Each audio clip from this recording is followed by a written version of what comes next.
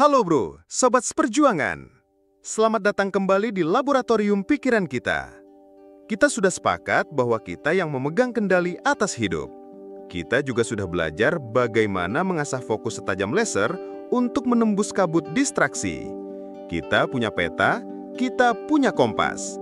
Tapi, kita semua tahu perjalanan ini tidak selamanya mulus. Akan ada badai, akan ada jurang, akan ada momen di mana kita terpleset, jatuh, dan terluka. Di saat-saat itulah, saat kritik pedas menusuk telinga, saat rencana yang kita susun rapi hancur berkeping-keping, dan hati kita terasa remuk oleh kekecewaan, di saat itulah karakter kita yang sesungguhnya diuji. Di hadapan penderitaan, ada dua jenis respons manusia. Yang pertama adalah respon si gelas kaca. Ketika dihantam oleh batu kesulitan, ia langsung retak, pecah, dan hancur berkeping-keping. Ia menyalahkan batu itu, menyalahkan pelemparnya, meratapi nasibnya sebagai serpihan yang tak berguna. Baginya, penderitaan adalah akhir dari segaranya. Tapi ada tipe kedua, tipe yang langka dan luar biasa. Tipe ini adalah sang alkemis mental. Alkemi adalah ilmu kuno yang bertujuan mengubah logam biasa seperti timah menjadi emas murni yang berharga. Seorang alkemis mental melakukan hal yang sama, namun di dalam laboratorium pikirannya. Ia tidak melihat penderitaan sebagai akhir. Ia melihatnya sebagai bahan baku. Ia mengambil timah mentah berupa kritik, kegagalan, dan rasa sakit, lalu dengan sadar memasukkannya ke dalam tungku transformasi pikirannya, dan melalui proses yang panas dan sulit, ia mengubahnya menjadi emas murni berupa kebijaksanaan, ketangguhan, dan karakter yang berkilau. Pertanyaan nih bro, saat kehidupan melemparkan timah ke arahmu, apa yang akan kamu lakukan? Membiarkannya menghancurkanmu, atau mengambilnya dan mulai menyalakan tungku alkimiamu? Jika kamu memilih yang kedua, maka hari ini kita akan menyalakan 4 tungku transformasi untuk menjadi seorang alkemis mental. Tungku pertama, mengubah racun kritik menjadi obat. Tungku pertama kita gunakan untuk mengolah salah satu logam paling umum dan paling beracun yang dilemparkan pada kita, kritik. Entah itu dari atasan, teman, keluarga, bahkan orang asing di internet. Kritik yang pedas terasa seperti racun. Ia menyerang ego kita, membuat kita ragu pada diri sendiri, dan bisa melumpuhkan semangat kita. Respons gelas kaca adalah menelan racun itu mentah-mentah. Aku memang payah, karyaku jelek, aku tidak berharga. Atau sebaliknya, ia menolak racun itu dengan marah.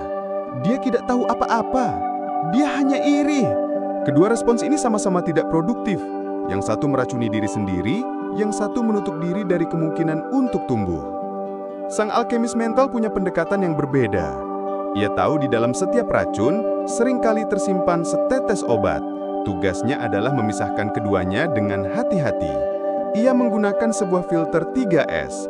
Saring, simpan, singkirkan. Pertama, saring. Saat menerima kritik, langkah pertama adalah menyaring niat di baliknya.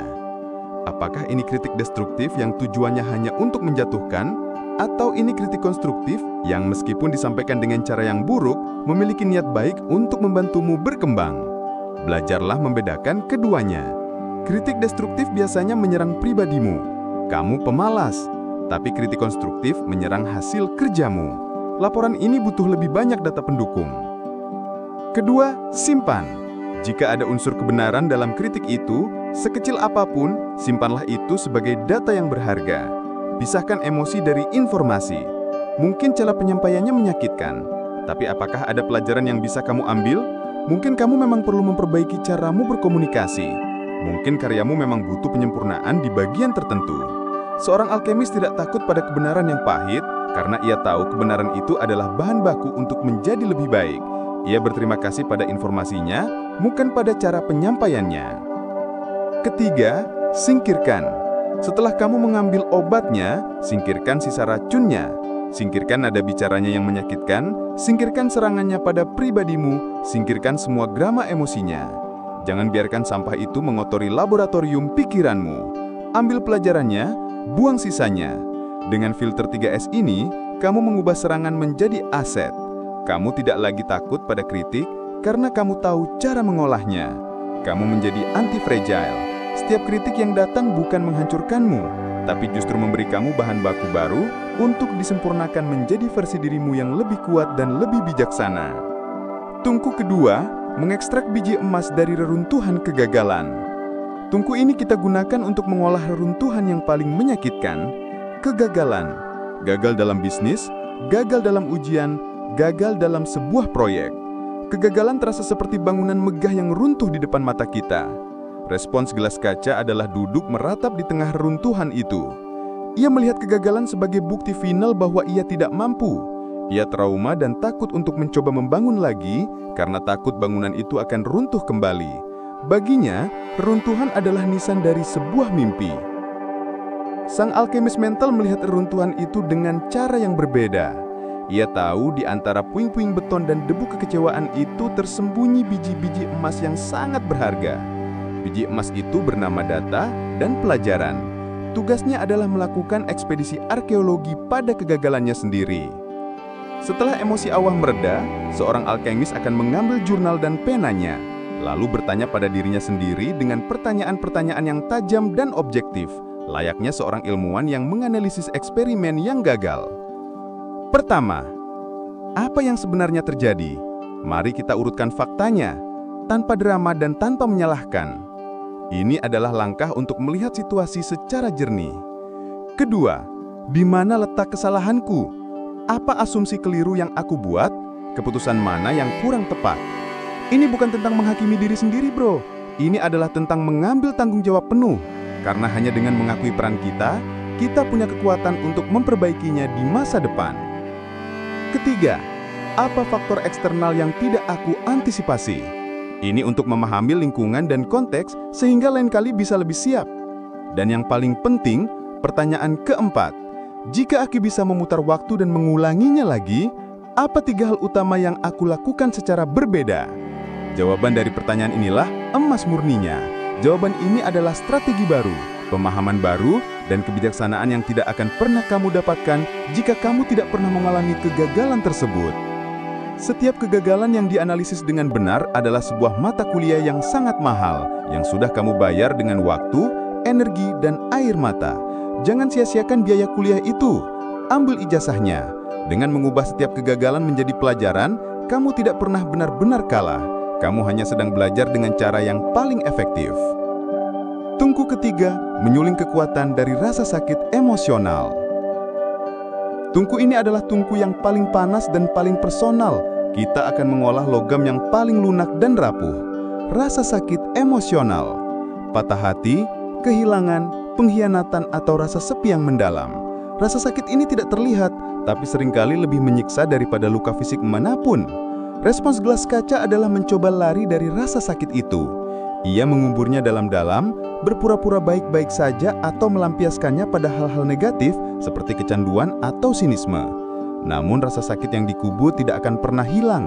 Ia akan menjadi infeksi di bawah permukaan yang perlahan-lahan meracuni seluruh hidupnya. Sang alkemis mental tahu bahwa lari dari rasa sakit adalah hal yang sia-sia. Satu-satunya jalan keluar adalah menembusnya. Ia tidak menikmati rasa sakit itu, tapi ia juga tidak melawannya. Ia duduk bersamanya. Ia mengizinkan dirinya untuk merasakan kesedihan, kemarahan, dan kekecewaan itu sepenuhnya. Ia membiarkan badai emosi itu lewat. Setelah badai paling dahsyat berlalu, proses alkimia bermulai. Proses ini bernama penyulingan. Seperti menyuling uap untuk mendapatkan air murni, seorang alkemis menyaring pengalaman menyakitkannya untuk mendapatkan esensi kekuatan. Ia bertanya, rasa sakit ini apa yang ingin ia ajarkan padaku? Mungkin patah hati mengajarkanmu tentang pentingnya mencintai dirimu sendiri terlebih dahulu. Mungkin kehilangan mengajarkanmu untuk lebih menghargai setiap momen yang kamu miliki bersama orang-orang terkasih. Mungkin pengkhianatan mengajarkanmu untuk menjadi lebih bijaksana dalam mempercayai orang lain dan menetapkan batasan yang sehat. Mungkin kesepian adalah panggilanmu untuk agar lebih mengenal dan berdamai dengan dirimu sendiri. Ini adalah proses menemukan makna di tengah penderitaan. Psikolog menyebutnya pertumbuhan pasca trauma, post-traumatic growth. Banyak orang yang melewati masa-masa tergelap dalam hidup mereka, keluar di sisi lain bukan hanya sebagai penyintas atau survivor, tapi juga sebagai individu yang lebih berbelas kasihan, lebih bijaksana, dan dengan apresiasi yang lebih dalam terhadap kehidupan. Ini adalah inti dari filosofi stoikisme amor fati, mencintai takdir. Bukan hanya menerima apa yang terjadi, tapi mencintainya. Karena kamu percaya bahwa segala sesuatu, bahkan yang paling menyakitkan sekalipun, adalah bagian dari perjalanan yang pada akhirnya akan membuatmu lebih kuat dan utuh. Ini adalah alkimia tingkat tinggi, mengubah luka menjadi cahaya. Tungku keempat, membakar kemalasan dengan api tujuan. Tungku ini kita gunakan untuk mengolah musuh dari dalam, kemalasan, penundaan, dan apati. Ini timah yang berat dan dingin yang membuat kita enggan bergerak, yang membisikkan bahwa semua usaha itu sia-sia. Respons gelas kaca adalah menyerah pada kemalasan. Ia menunda-nunda, mencari kenyamanan sesaat, dan membiarkan potensi besarnya terkubur di bawah selimut kemalasan. Ia menunggu motivasi datang seperti menunggu hujan di musim kemarau, yang seringkali tidak pernah tiba. Sang alkemis mental tahu bahwa kemalasan bukanlah musuh yang harus dilawan dengan cambuk dan paksaan. Itu hanya akan menghabiskan energi. Kemalasan adalah gejala dari ketiadaan panas.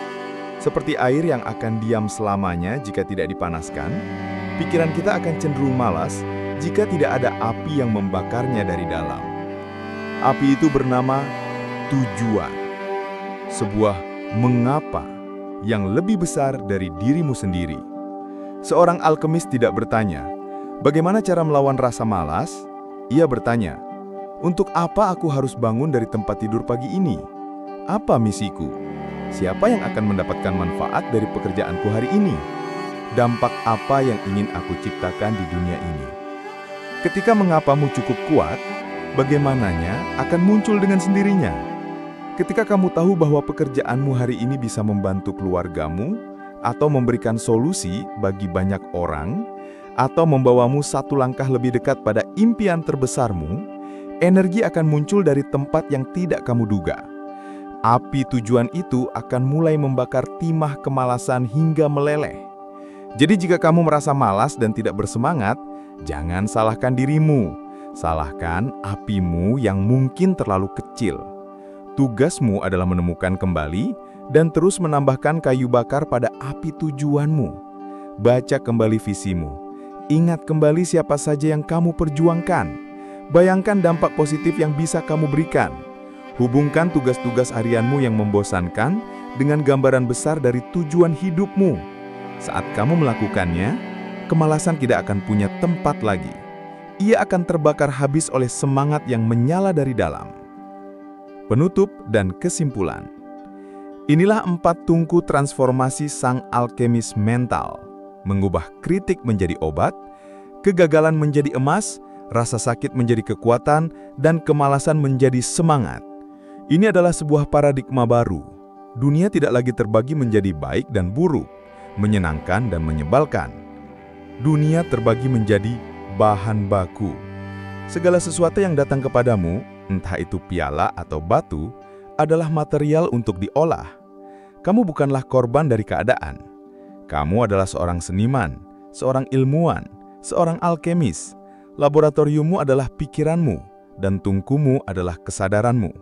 Jangan pernah lagi meratapi timah yang dilemparkan kehidupan padamu. Tersenyumlah, ambil logam itu, dan katakan pada dirimu sendiri, terima kasih atas bahan bakunya. Sekarang saatnya bekerja. Jadi pertanyaannya bukan lagi, kapan penderitaan ini akan berakhir? Pertanyaannya adalah, emas seperti apa yang akan aku ciptakan dari penderitaan ini? Sebentar bro, proses alkemi ini butuh latihan dan kesabaran. Ini adalah sebuah seni yang kita asah seumur hidup. Jika kamu merasa percakapan ini beresonansi denganmu, dan ingin terus berlatih di laboratorium pikiran ini bersama-sama, pastikan kamu sudah menekan tombol subscribe. Dan jika kamu mengenal seseorang yang saat ini sedang duduk di tengah reruntuhan kegagalannya, jadilah teman yang baik. Tunjukkan padanya bahwa di dalam reruntuhan itu ada emas yang menunggunya. Tekan tombol share dan kirimkan video ini padanya. Oke? Mari kita nyalakan tungku kita yang paling dalam.